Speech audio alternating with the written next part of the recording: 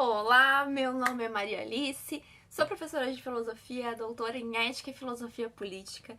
E no Filosofia na Prática hoje tá fácil, tá mole falar, que é sobre como aplicar então o que eu disse sobre o que é diálogo no vídeo passado, um vídeo que eu postei no início da semana. Falei de algumas regras importantes para o diálogo, e isso faz a gente pensar o quão difícil é dialogar. E aí, na prática, como que a gente vê isso acontecendo? Ou como nós deveríamos colocar isso em prática, né? E aí eu quero falar de algumas experiências de treta em redes sociais. E aí meu coração já, dispara. Há muito tempo que eu não participo de tretas em redes sociais. Eu não tenho conta no Twitter, por exemplo, Facebook. Eu não entro, eu compartilho alguma coisa automaticamente lá e aí dou uma olhada se alguém comentou aquele post em específico. Mas até do Floripa Vai da aldeia eu não entro, assim. Eu tenho um verdadeiro trauma com o Facebook. E no Instagram, por enquanto, as discussões estão, assim, bem limitadas. Acho que eu consegui criar um espaço emocional dentro de mim para conseguir limitar onde eu vou comentar, com quem eu posso comentar, com quem eu posso de fato construir e como eu quero construir. Porque durante um tempo eu achei que maravilha! As redes sociais estão aí, olha só, agora é o espaço que a gente pode dialogar o tempo inteiro, né? Vamos então construir muitas coisas através das redes sociais. Que pena, né? A jovem Maria não sabia tudo que vinha pela frente e tanto estresse, né? Que ela sofreria tentando usar o que estava aprendendo com a filosofia com as pessoas que não estavam nem aí para uma construção e um diálogo de fato. Então, às vezes, eu ficava, né, horas pensando em como responder, trazendo evidências e as pessoas só atacando, né? Grupos de Facebook de discussões um pouco mais aprofundadas, por exemplo, era muito desgastante. Para mim, enquanto pesquisadora, né, de ética, é importante eu ver como as pessoas dialogam, eu participar desses diálogos, eu entender como as coisas estão acontecendo, né? Eu faço filosofia na prática também, mas hoje em dia eu me comunico de uma outra maneira. Depois que eu comecei a dar aula na UFSC, sobretudo para não filósofos, e eu conversava com eles sobre isso, e aí eu criei um mecanismo de apresentar, né, elementos para um diálogo, e junto deles eu ia percebendo, nossa, boa parte do que eu fazia nas redes sociais, o que nós fazemos nas redes sociais, não pode ser chamado de diálogo. E se a gente não colocar essa posição, se a gente não deixar claro, né, que só vai discutir e dialogar sob certas circunstâncias, não dá. Essa foi a conclusão que eu cheguei. Então, se não tem um espaço frutífero, se eu vejo que começou, por exemplo, com ódio, né, com muita emoção, com muita raiva, com ataque, com falácias, eu me retiro e não continuo e procuro discutir em outro campo. Eu sei que se a gente não criar um espaço, não lutar para que as pessoas percebam, né, o diálogo nesses espaços onde ainda não existe diálogo, talvez as coisas não evoluam. Mas esse quadro Filosofia na Prática é também um pouco do que eu vivencio na filosofia na prática, então, né, tenho muito cuidado para falar aqui de um recorte de como eu tenho vivenciado e como eu percebi o diálogo. Então, o processo do diálogo para mim fez muito sentido quando eu comecei a perceber que há limitações, que há condições pra gente dialogar. Não é tudo que é diálogo. Eu não quero o tempo todo conversar, discutir, não quero gritar sobre política, eu quero dialogar sobre política. Em alguns momentos, eu quero de fato desabafar, mas aí não é diálogo, né? É um desabafo, uma conversa com alguns amigos.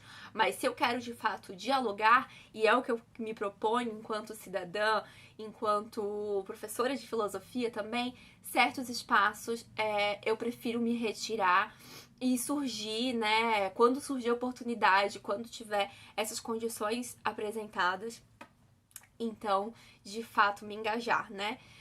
Eu percebi que eu perdia muita energia me engajando em causas, não que as causas não sejam engajáveis, porque são, mas com pessoas que não estavam engajadas, com pessoas que não estavam de fato dispostas, né, a construir, e aí, enfim, era muito desgastante. Eu não tenho estrutura emocional para disputar um espaço desse tipo, né? Acho muito importante quem tem, acho muito importante e é uma tarefa primordial mesmo que as pessoas que frequentam esses espaços onde, né, tem a disseminação de ódio, tenham em algum momento um exemplo e alguém, né, puxando para direção, né, do diálogo, para a direção com um pouco mais de razão, com a direção de uma construção, enfim. Mas não foi nesse lugar que eu aprendi o diálogo, né? Não foi tentando forçar um diálogo com quem não está disponível. Então, acho que a filosofia na prática hoje é para perceber isso que eu falei lá no vídeo anterior, dessas condições para o diálogo acontecer. A principal característica para mim de um diálogo é ter justificativas, ter razões, né, do porquê argumentar. Nós argumentamos não por uma forma e não só através de dados estatísticos, por exemplo, mas nós precisamos de razões para justificar as conclusões que nós tiramos, né, as ações que nós queremos ter. Essa justificativa precisa vir junto de uma disposição de construção. Se eu estou só depositando, né, argumentações, depositando dados, eu estou persuadindo, né, tentando convencer o outro e não estou de fato dialogando.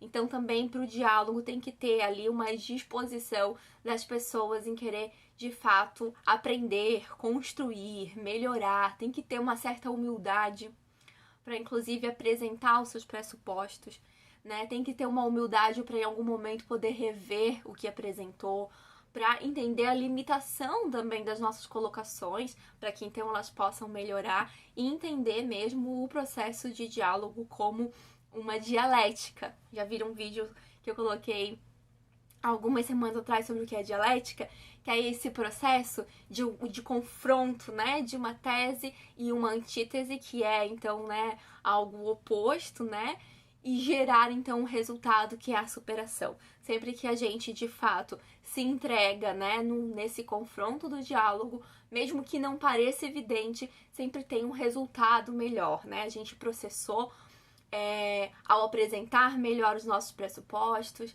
ao perceber com uma clareza maior as nossas consequências, as nossas conclusões, as evidências, os dados, né? Talvez reforce que eu esteja, né, no caminho certo, talvez me faça ver outras posições, mas o diálogo precisa dessa movimentação.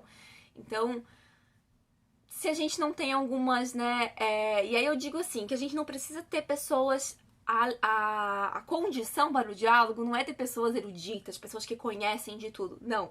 São pessoas que querem se engajar. São pessoas dispostas, pessoas abertas. Para ter um diálogo não precisa ter um diploma na mão, não precisa saber de alguma coisa. Não. Precisa ter disposição e essa disposição de entender então como essa construção funciona, inclusive, né?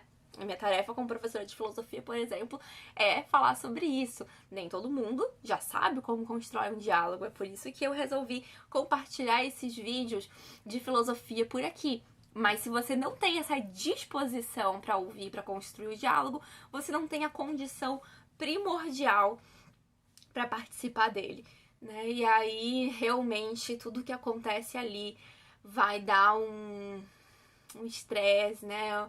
Um desgaste emocional que eu não sei se vale a pena, né? Pelo menos eu, né, avaliei até então que não vale a pena pra mim, né? E aí me conta, depois desse vídeo quase desabafo de filosofia na prática, é um vídeo tenso, porque esse assunto me deixa um pouco tensa. Eu vejo o ícone do Facebook, por exemplo, já me dá até uma taquicardia, eu não entro. Então eu acho que vocês devem ter percebido que eu fiquei até um pouco ansiosa falando algumas coisas aqui nesse vídeo. Então eu quero saber de vocês, como que vocês se relacionam nesse meio, por exemplo, de diálogo digital. Se vocês percebem que é difícil ter essas condições, Se vocês percebem que é insuficiente a gente, né, tentar construir com quem não tá disposto, que me conta qual é a experiência de vocês, se tiveram, né, uma experiência na prática um pouco parecida com a minha sobre o que é diálogo. Um beijo, não esquece de curtir, comentar a perguntinha que eu fiz agora, compartilhar com um amigo e se inscrever no canal. Beijo!